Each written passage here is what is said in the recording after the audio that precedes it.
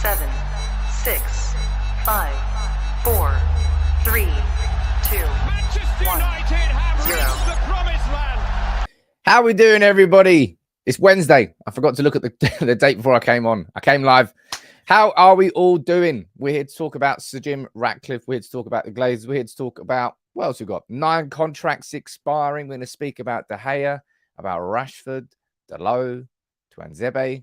Yes, Phil Jones. We're still having a conversation about Phil Jones.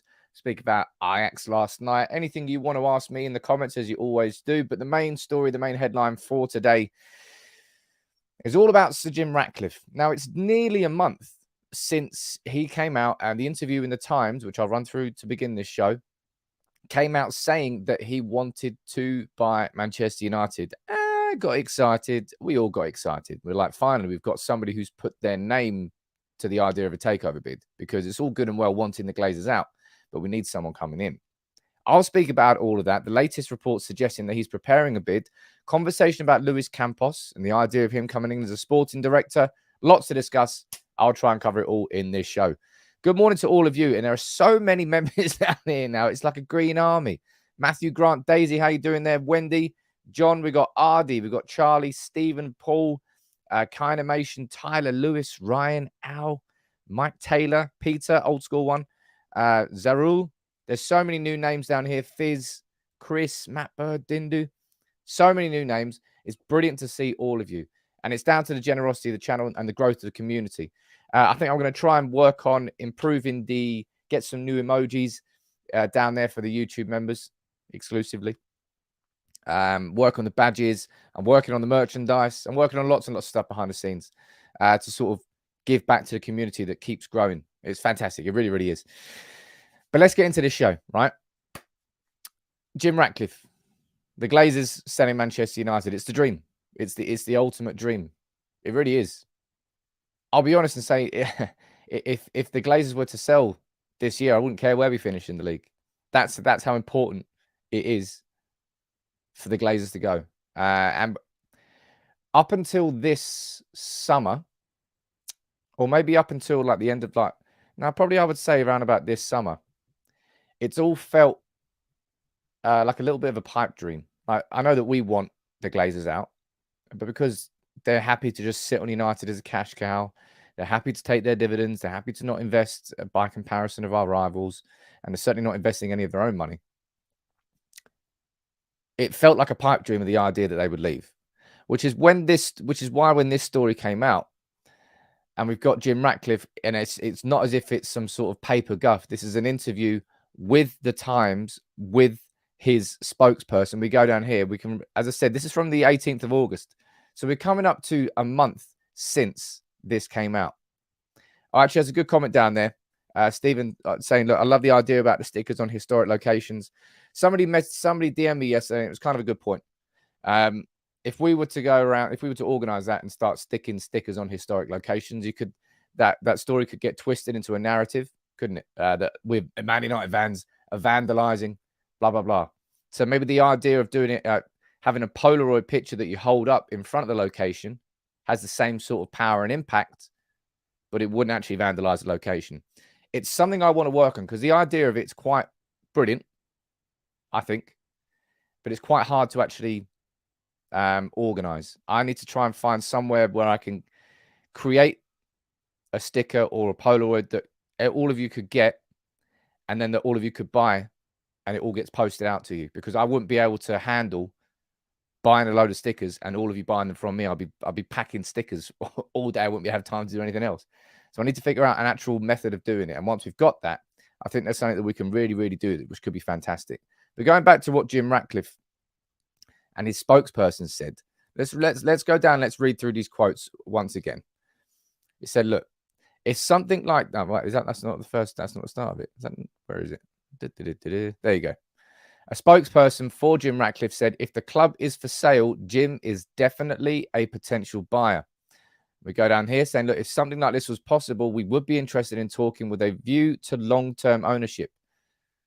It's not a case of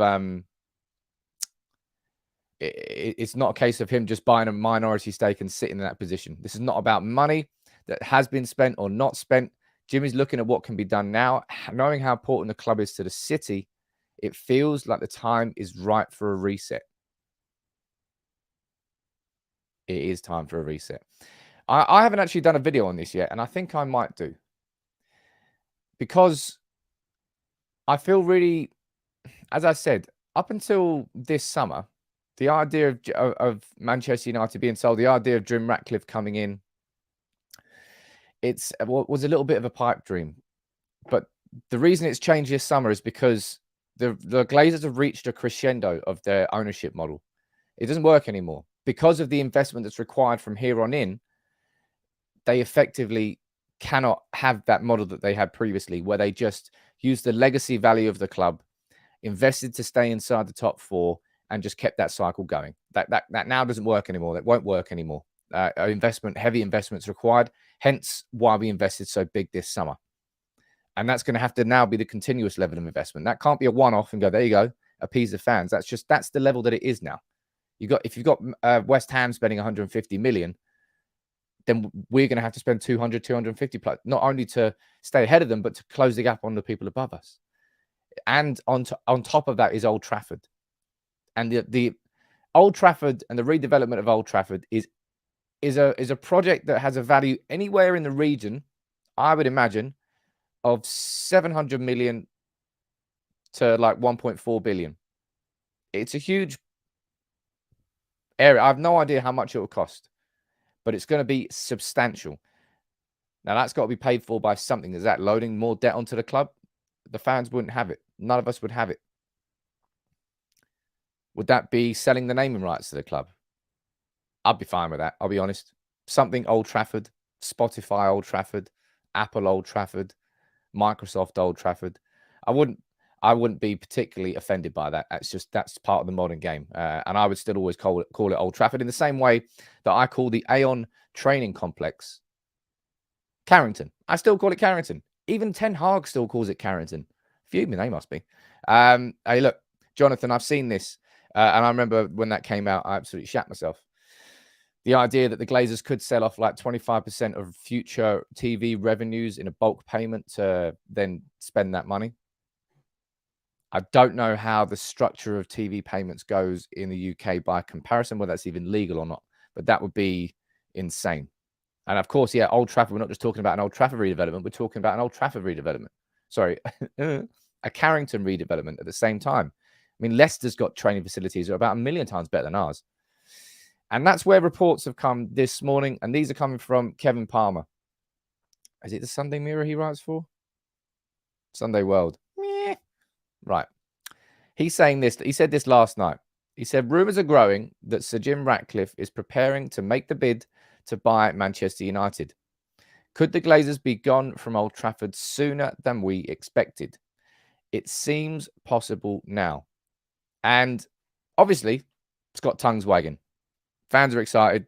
I'm excited about the idea of it. We're all excited about the idea of it. But how much credibility is there behind the idea that, look, regardless of what's known in the public, right? Jim Ratcliffe said this a month ago. He said, if Manchester United was for sale, I would be interested in buying it. So I would absolutely imagine that he's got his financial advisors. He's got whoever it is would be to look into the actual structure behind it. That work's been going on for a month, maybe even longer than that. But I think by the looks of it, I would say that Kevin Palmer's rumors here on Twitter are probably going to be based on what came out a little bit earlier during that day. Now you may have seen this. This is coming from La Parisienne, obviously a French newspaper, saying, look, that if Sir Jim Ratcliffe does buy Manchester United and he is successful, that he wants Luis Campos to lead Manchester United's sporting policy. Now, Luis Campos, he obviously is at PSG. And Luis Campos is a man who, well, it's not just Manchester United he's now being linked with. Todd Boehly is in the process of bringing in a sporting director to Chelsea.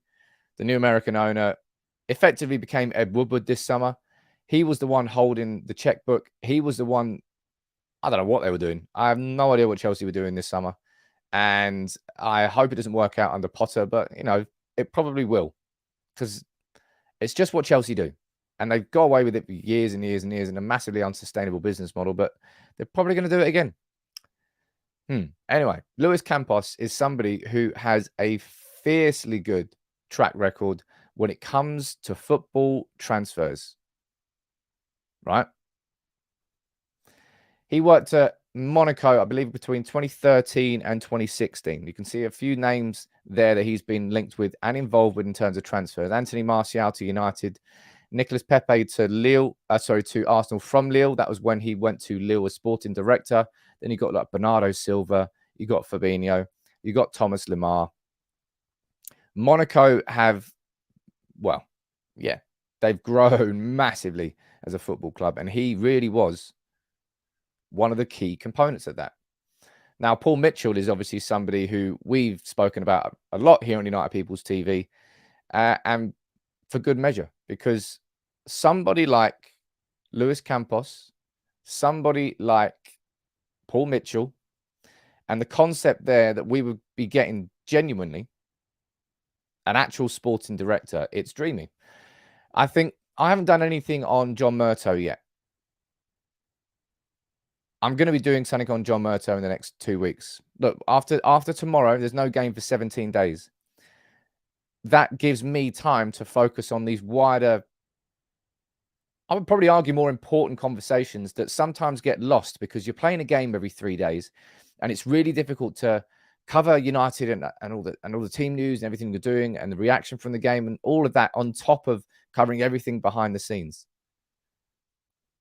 But because we've got nothing in the next 17 days, I can really take a focus here on United People's TV on the Glazers. I can speak about, I'm going to do a video this afternoon on Luis Campos. I'm going to do a little bit more of a deeper dive into, okay, so he could potentially come in as a sporting director. What's he done before at Monaco? Was he successful? What's he done at Lille? Was he successful? Now, of course, he's only just joined PSG. He joined PSG this summer. Leonardo left, I think, as their actual sporting director. And Luis Campos, joined as a football advisor. So it's not per se a direct Leonardo replacement at PSG. He's somebody who helps oversee the organizational side of things behind PSG and transfer business and XYZ. And I think PSG had a pretty smart summer transfer window, to be completely honest. Like Vitinha came in. Who was the other one who came in at? Is it Fabian Ruiz, I think, as well from Napoli? They made some like pretty decent signings at pretty decent prices. Now, Stephen, you're down there saying, look, what about Van der Sar as sporting director? Van der Sar, of course, has just signed a new contract with Ajax until 2025. So 3 years' time, maybe. And that's dreamy. And Van der Sar is basically, I remember him giving an interview not that long ago where he was like, you know what? I don't think I don't know whether he named United or not, but he's certainly not ruling out the idea of coming to Manchester United. He really, really isn't. And I think that will happen at some point in the future. But the idea of Luis Campos is something I think we can all get behind. Now, Martin down there is a little separate point.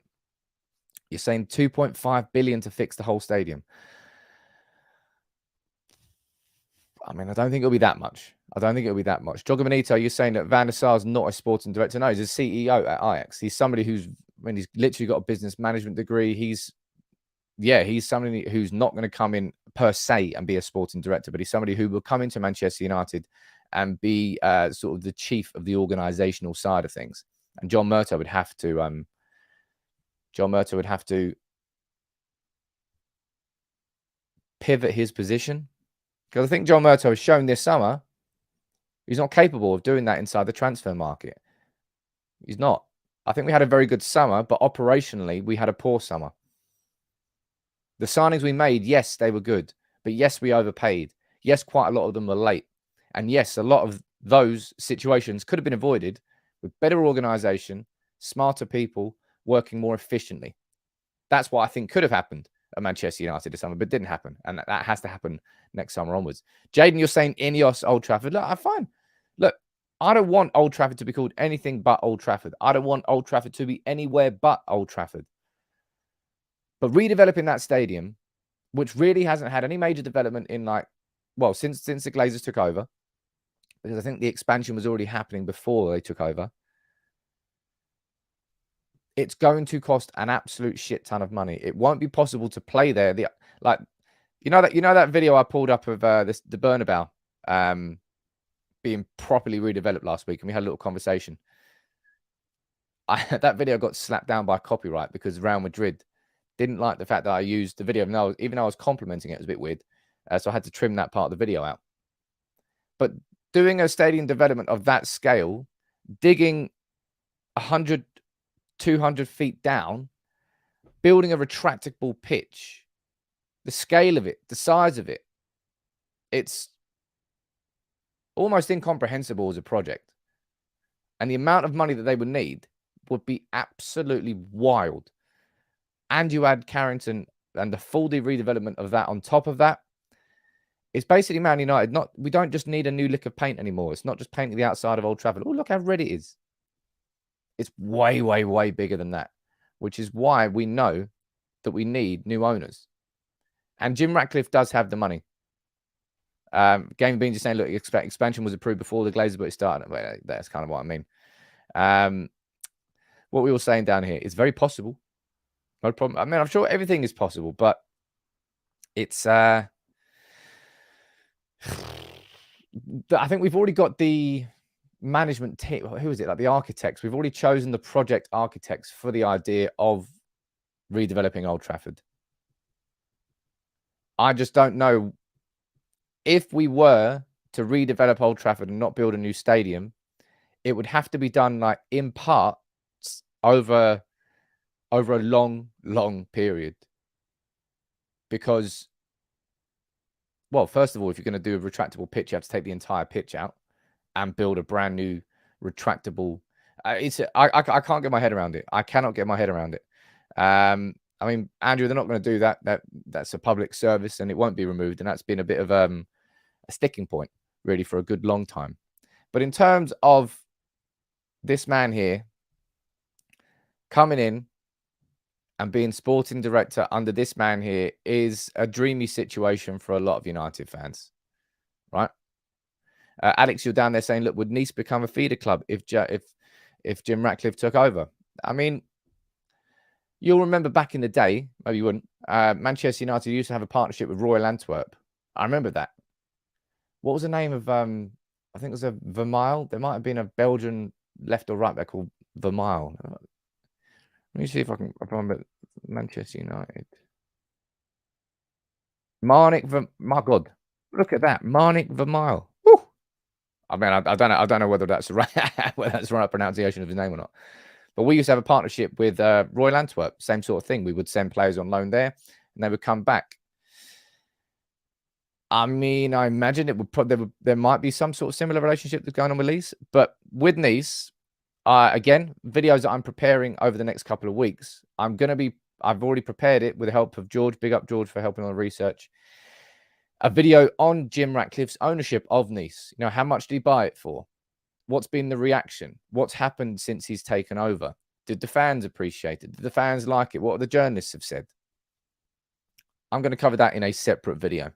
But at this moment in time, for me, it feels like Kevin Palmer's jumping on something without too much information himself. That's the way I would describe this. I think he's saying probably something that is correct. I imagine that he is preparing a bid. Whether that comes to the surface of actually a bid going in is something different altogether. But as Britain's richest man, and the fact that he said that he wants to buy Manchester United, I'd be staggered if Jim Ratcliffe wasn't preparing a bid. Whether that bid goes in or not, I can't tell you that. But he's gone as far as to publicly say that he wants to buy Manchester United, and he wanted to test the waters, maybe, I suppose, with that. He wanted to see maybe what the reaction was, and that maybe that's the first move in this game of chess that will happen. But when it comes to Manchester United as a value, as a brand, you'll notice that there's, I mean, lots has been said about this. about the growth that there's been in the last few months. In July, look at that. The value was $11.12, and that's now gone up to $14.50 per share. So that's what's that? $3 of that. That's roughly a 30-ish% increase in the share price of Manchester United since July 2022, which a lot of people are like, oh, look, there you go. That's it. The Glazers will never sell again. X, Y, Z. I would personally say here, don't look at the value of Manchester United and the shares in the current market. That's not really how a company of United's size would be sold. It will be on like future value. It's a bit like when what's his face? Elon Musk tried to buy Twitter. I think he put in like $45 a share, and it was something way over market value. But when it comes to the value of Manchester United here, let's rewind to 2012, when we were actually put on the New York Stock Exchange. And you'll see that our value there was $12.59. So we've gone up less than $2 per share in 10 years. As a football club, I mean, that is the perfect example of how our football club has stagnated during that period. We had a little bit of a peak. What was that, in 2017? What was that? Was that just after we won the Europa League? I think it might have been. I'm not sure. But we, as a football club, I mean, one sec. Dude, I'm pretty sure you come on here. I've seen you quite a few times. You come on here and you say this more than once. Dude, just scoot off the channel, man. We're having a conversation here. Yesterday's news at what? All right. You ready, lads? I'm sorry. I'm predicting tomorrow's news. One sec. Predicting it. All right. Cool. News happens. This news came out at, let me have a look, 11:30 last night. So, I mean, technically, you're right. It is yesterday's news. But, dude, some people, you make me laugh. You really do make me laugh. Speaking of yesterday's news, I saw this going around yesterday. Quite a few people sent it to me. Go, Sam, look, the Ajax fans have got a sort of a hate Glazers banner out at Anfield. And I'd be like, dudes, it's very easy to see what the things are. It took me like less than 10 seconds to find out that this wasn't from Anfield yesterday. This was Ajax fans. But it was this, I believe, Ajax against Manchester United in a preseason tournament, I think, at Ajax's stadium in 2006. So, yeah, this didn't happen at Anfield yesterday. But Ajax did do that before, and that's because they're sort of against the modern ownership model. So that was pretty decent. Pretty decent. Shane, look, man, we'll leave him be. We'll leave him be. But I've seen that comment more than once. Look, Scott, you're saying, look, I thought I missed something this morning. Look, as I said, it's not the way that you structured that. It's not the way you structured that, dude. And as I said, you've done it more than once. So I've dug you out on it. I do keep an eye on the comments. I really do. Speaking of yesterday's news, Chelsea owner Todd Boehly, I'm sure you saw this, and I want to know what your reaction is to this. Todd Boehly thinks that English football could benefit from an all-star game.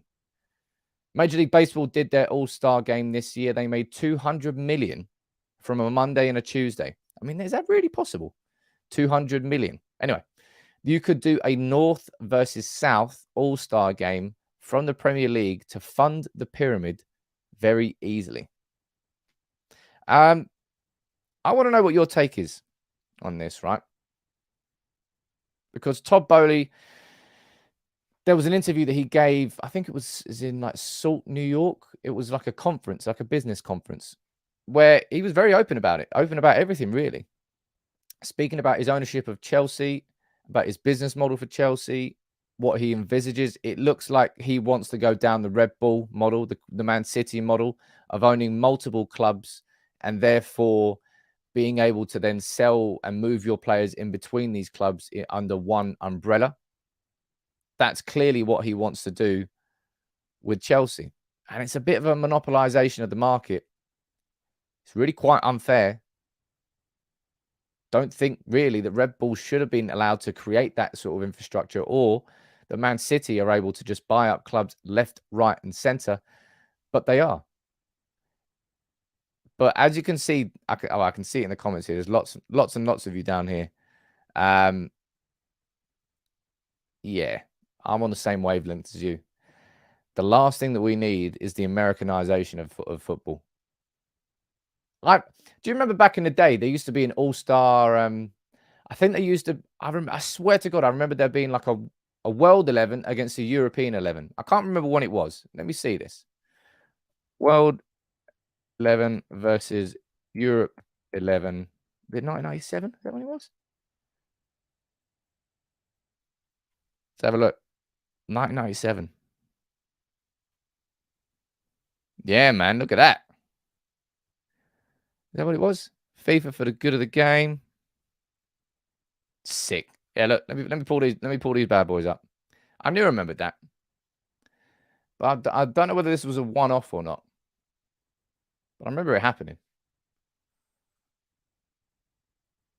Right, let me pull this up on screen here. So this was, where is it? Let's pull that there. This was the World 11. Who else you got in there?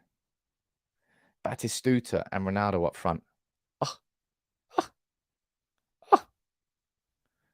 Jeez.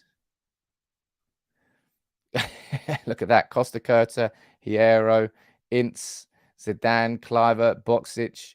I don't know whether it happened more than once, but I remember it happening a few times. But this idea here from Chelsea's new owner, Todd Boehly, it's not going to happen, man. It's not going to happen. Ricky's down there saying Soccer Aid every year. I mean, yeah, it was slightly more competitive than that. But yeah, how about Todd? All right, Todd, you go and do this. And then what happens when somebody comes in and slaps the leg of a Chelsea player in an all-star game? You might have made a bit of money.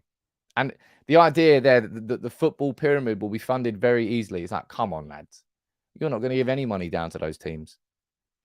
You're just going to take that money for yourselves because you're greedy. I'll be honest. As a Chelsea fan, if I watched that interview from Todd Boehly, quite a lot would be like, I'd be quite excited about quite a lot of it because he's being very open about the concept of what his vision is. He's being very open in the first place, having an owner that fronts himself publicly, makes himself, he can be held to what he's doing a little bit more rather than just lurking in the shadows like Kroenke, like the Glazers. But yeah, that all-star game, dude. Let's just bury that idea before it goes anywhere because it's not going to happen. Ant down there saying Martinez smashes it. Martinez going up for the header. Oh no, he's accidentally elbowed Haaland straight in his jaw and then accidentally stamped on his knee when he's down. It looks like Haaland's going to be out for 2 years. I hate it when these accidents happen. Be a shame. It'd be a real shame. Look, I was running for a tackle. I was just a bit overzealous. Sorry about that. Look, it's not going to happen. So what are you going on about, Sam? Legs getting broken in an exhibition game. Sport is changing. Yeah, well, I don't think that's going to happen, but I just found it quite a funny conversation. But back to the original point here. Original talking point for today. Jim Ratcliffe does want to buy Manchester United. And there are new reports coming out that Manchester United, well, that he is preparing a bid to buy Manchester United.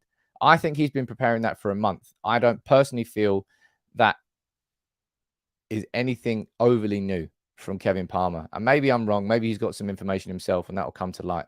But I feel like it's based off the back of the idea that this story came out about Luis Campos yesterday, about the fact that we would probably want him as a sporting director. There's quite a few things. I'll be honest. I want Jim Ratcliffe to take over badly. Badly. And I think the Glazers are at the point where they would sell. I know some of you are still quite pessimistic about that concept. I'm not. I know, and maybe I should do a video on it explaining it. It really is now genuinely is the time where the Glazers will be thinking about selling Manchester United. That conversation is 100% being had by Avram and Joel and Darcy and Ed and all the other fucking Glazers. Because of what's next, because of what is necessary to keep up with the Premier League. The value of Manchester United as a brand and an asset now will only be going downhill without major investment, without major stadium redevelopment, without major training ground redevelopment. And it therefore a crossroads against a set of owners that don't ever want to put their own money in, that don't ever want to spend what they don't have to. They've got to spend this money now. And that, for me, is why it's a little bit different. Klein, what are you saying? Sam, do you think these are all behind the scenes putting people in place before the incoming takeover? Maybe. I mean, I hope so. Lee is saying, did you see what Suna said about Salah's bad form? He said he struggled ever since he came up against Martinez. Well, Salah scored last night. Ajax were unlucky last night. What a goal by Kudos. Ooh, nothing beats an absolute thunderbastard going in off the bar. That's why one of my favourite ever United goals would always be that Paul Scholes volley against Aston Villa. The one that hit the roof of the net so hard that the roof of the net went up about 6 foot above the crossbar. I love it when a goal goes in off the woodwork. It's just better. It's just 10 times better. And you're saying that apparently Avram's on the fence as he's getting out a lot of harassment. Joel doesn't want to sell. Yeah, well, Joel is, if you're looking at the Glazers and you're looking at involvement, Joel is the only one who, well, not the only one, but he's the most involved of the four. Darcy and Ed, absolute shadow lurkers. Avram,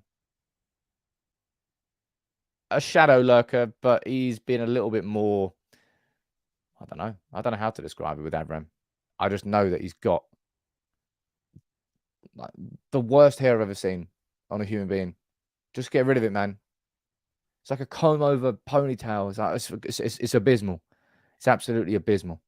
Want to finish here on a conversation about Manchester United and players' contracts.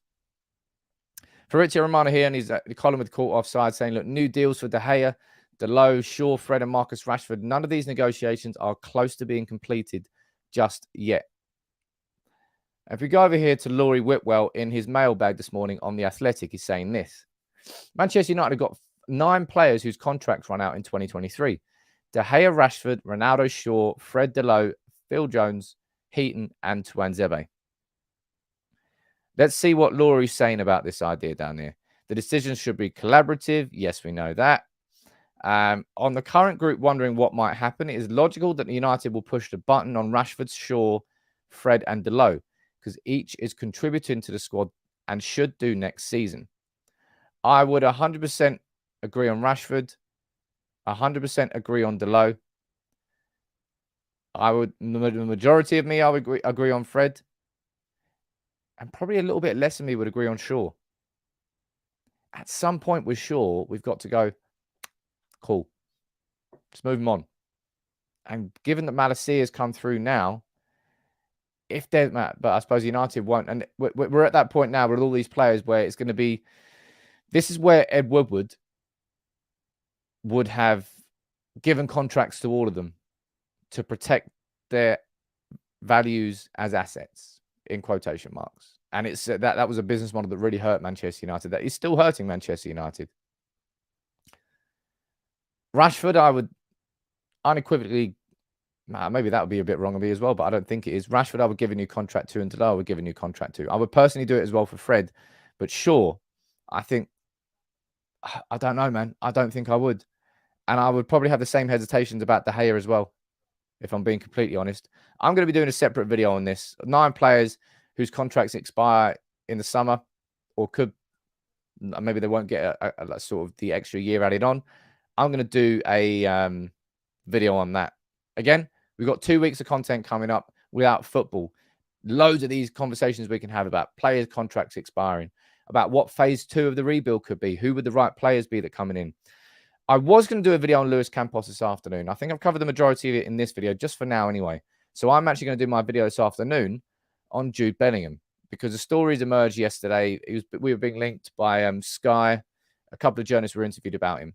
I want to have a conversation about Jude Bellingham because, I mean, we could be going in for De Jong next year, but if we're looking at one name that's going to be the big transfer next summer, I imagine it's probably going to be Jude Bellingham. And I imagine he's going to move to the Premier League, because the Premier League now has shown we've swept up the biggest names this summer, and the Premier League is the place to come.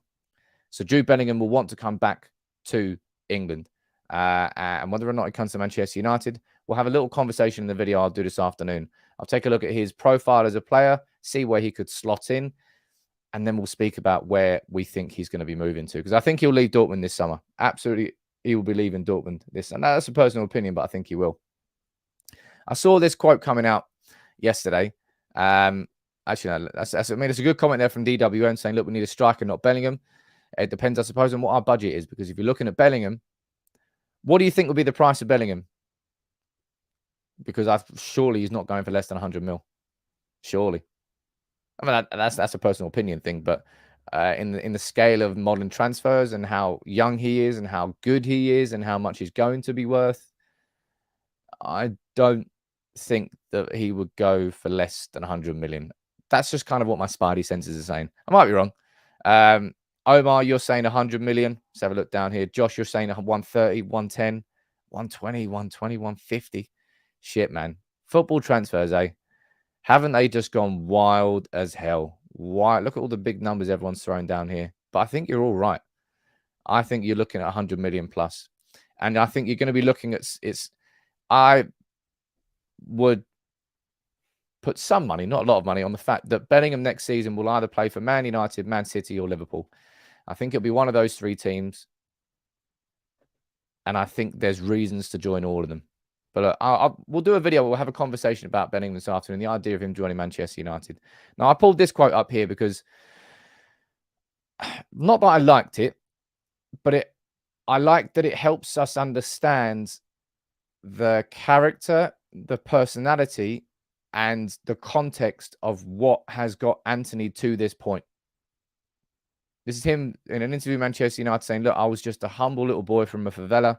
I had no shoes to play football, no room, slept on a sofa, lived in the middle of a favela, a few meters from drug traffickers.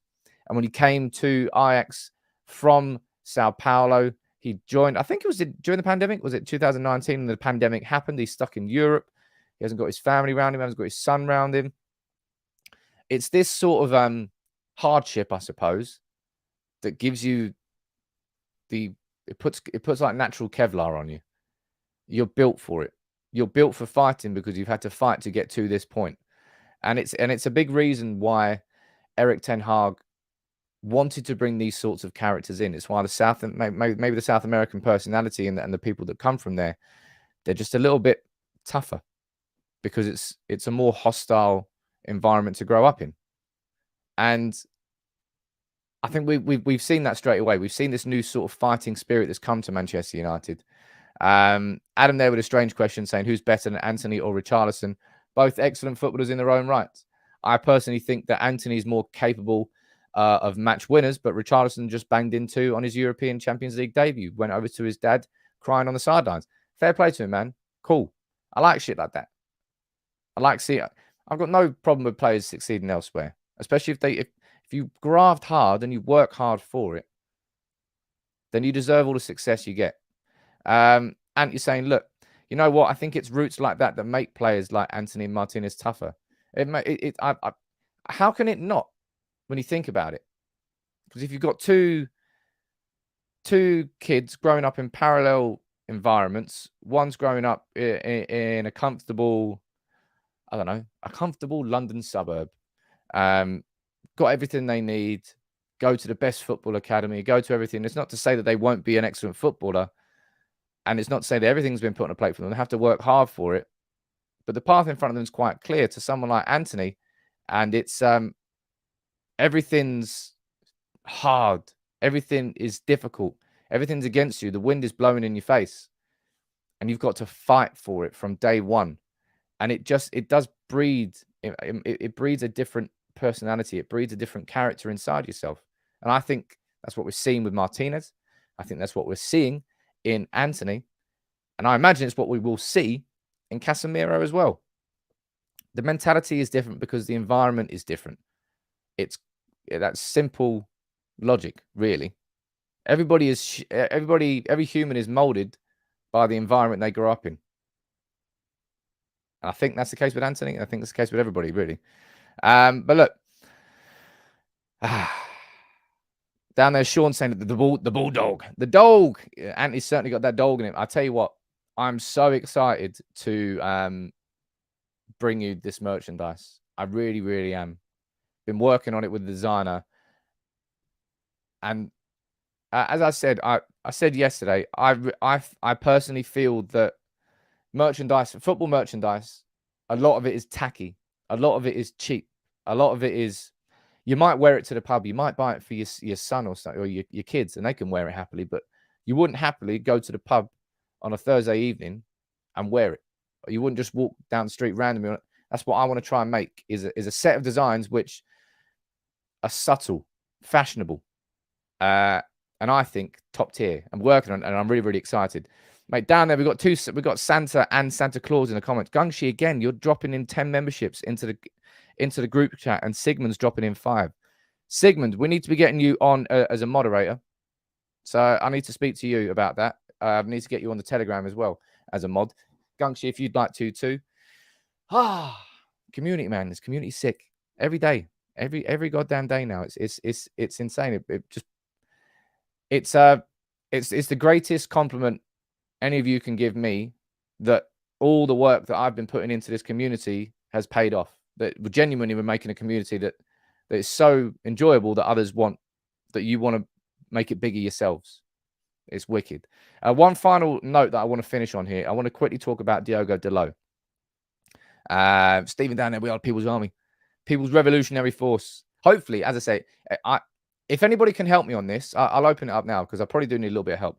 I need to find the right way to organize either creating a sticker that other people can just buy. I'm not looking to make money out of it, but we need to create somewhere that can host the design so that people can buy it from that shop and get it delivered straight to them, or maybe a Polaroid or something like that. I think the idea of a Polaroid is better, holding it up and taking a photo, because therefore you don't vandalize it, but you get the same sort of impact. Anybody who can help me in this and organizing it, slide into my DMs on Twitter or Instagram at United People's TV on both. It would really, really help me. And as Mushdaik says down there, look, how much has Dalot impressed this season? These stats in particular really, for me, highlight how impressive he has been. If you were to compare comparing the progressive pass maps of every Premier League Big Six right back / right wing back, you can see Kyle Walker, Trent, Emerson, Tomiyasu. Compare the amount of progressive passes per 90 of each of these players. Now, Kyle Walker is there with 6.94 progressive passes per 90. Trent is by far and away the highest with 13.92. He is the best going forward. Everybody knows that. Emerson is down here with 3.39 progressive passes per 90. And Tomiyasu is down there with 6.77 on progressive 90. On progressive 90? Doesn't matter. James is there with 6.84. And there's Diogo Dalot with 7.5 progressive passes per 90. So far this season in the Premier League, only Trent Alexander-Arnold has delivered more progressive passes per 90 than Diogo Dalot. He's beaten Reece James. He's beaten Kyle Walker, Emerson, Tomiyasu. Dalot really has absolutely exceeded expectations. Now, I'm going to be, during the next couple of weeks, one video I definitely will be doing is sort of a deep dive into Diogo Dalot. I'm going to call it The Rise of Diogo Dalot. And we'll have a conversation about it, because he broke through last season under Rangnick. That's when he really sort of established himself. But he, of all the players, I think he's the one that's benefited the most from Erik ten Hag's coaching, from the squad that existed last year. You can probably throw Scott McTominay in there as well. But for me, Diogo Dalot, because I think a modern day fullback is the hardest position in modern football. I think so anyway. Because you have to add so much going forward, whilst at the same time never leaving yourself exposed defensively. It's incredible how difficult that position is. And you're down there saying, look, he's earned this position, his place so far, without a doubt, long term. Wow, it's unlike you to be pessimistic, and honestly, it really is. But we need more at right back, and it's right. We can't. At some point, Diogo Dalot is going to get injured this season. At some point, all right, at that situation, we're going to be absolutely screwed, because Wan-Bissaka is going to come in, and Wan-Bissaka's leaving our club in January, right? That's going to be done and dusted.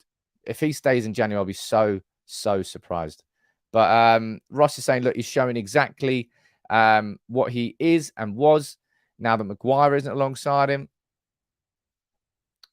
Yeah, I suppose they're all going to be bouncing off each other, that back five. They really are helping and playing with each other. That Sensei, looks like you've been gifted one by Sigmund. What an absolute Dom. Welcome aboard, Sensei. And, of course, say thank you very much to Sigmund and to Gungshi, two absolute G's of the channel, helping this community grow. Leon Cross, you're down there saying hello. Hip Hop, look at that. No notifications from YouTube this morning. I swear to God, YouTube are an absolute joke. The amount of times I've gone to them and complained about it. There's so many times where I work really hard on a video and I just know within the first 15 minutes that it's not gone out. Notifications haven't been sent out because nobody's watching it. And I'm like, for fuck's sake. And then this video just exists where nobody gets to watch it. It really is a shame. Sheen, you're saying, look, Dalot's got a lot of potential. He just needs to unlock it further. Let's see what goes on. So far this season, he's been great. I think with Antony, that's going to be our right flank is sorted now. As it stands, if everyone's fit for the Dalot and Antony, that's it. That's our right flank. There's no chopping. There's no changing. There's no saying, well, what about that player there? Dalot's our best right back. Antony is our best right winger. There you go. Look at that. What Josh is saying, just had the notification for the video about Maguire and Lindelof. That you're saying I get notification. I don't know what YouTube has done with the notifications, but I randomly went into my my subscriptions box, and it turned on notifications for an absolute ton of channels I didn't want notifications for. So YouTube is messing it all up. I suppose just make sure you keep your eye on the Telegram community. Whenever a video goes live, I drop the link in there straight away, and I put it on Twitter too. So I suppose if you check that out, you won't miss it. Michael's saying that all I can see is green. It's an absolute grit. We're a green and gold army. We need to get green and gold involved in this. I'm looking forward. I'm going to make a green and gold sort of design for the merchandise as well. Working on that. Very, very excited. But Mike Taddy is saying, look, I had to turn off channel notifications, then turn them on. And they now seem to work for me. Everybody, try and do that then. Turn them off and then turn them back on. But look, I'm going to wrap this one up for today. I'm going to work on the video, as I said, that's going out this afternoon. I'm going to do a video on Jude Bellingham and the stories that have emerged about him. And I want to have a conversation. Is he the midfielder that we need? Because we need another midfielder next summer, right? Yes, we need a striker first, but we need a midfielder too. 3 signings next summer. Ideally, you're looking at a striker, a midfielder, and a right back. 3 primary signings anyway. I'm going to do that video. It's going to go out today. I'll be here tomorrow morning, as always. And we've got Sharif at 5:45 UK time tomorrow. Last game for 17 days. I'll cover that. 17 days without football might seem like, and I know it is, but I'm going to try and bring as much sort of insightful and informed and more in-depth content over the next couple of weeks. So make sure you subscribe to United People's TV because there will be stuff that you can still enjoy. And I'll speak to you tomorrow. And Gungshi and Sigmund, legends. Absolute legends.